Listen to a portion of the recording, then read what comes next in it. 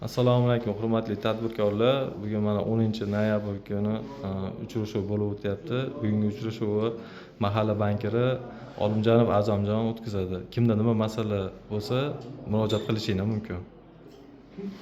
Endi assalomu alaykum. Shu men tadbirkorlik 312-qaror bo'yicha kredit olmoqchi edim.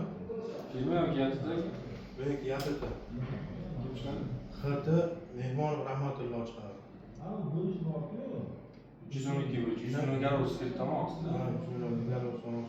Imtiyozli davrlari bormi? Imtiyozlar 2 yil asosiy vositaga olmoqchimisiz, agar aylanma muddat qoladigan bo'lsangiz 18 oygacha 6 oy imtiyozlar bo'ladi.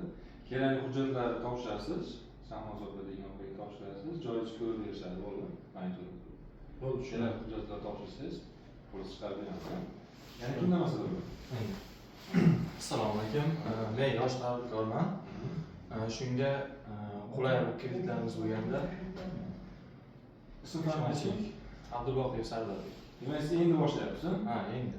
Bizda endi boshlayotgan tadbirkorlik bilan shug'ullanmoqchi bo'lgan qiziquvchilarga biznesga birinchi qadam bor, o'zingiz bilan qilgan shaxslarga spontan kapitaliz asosida kerakli hujjatlar taqdim qilasiz, pastda jismoniy bo'lganimiz bor.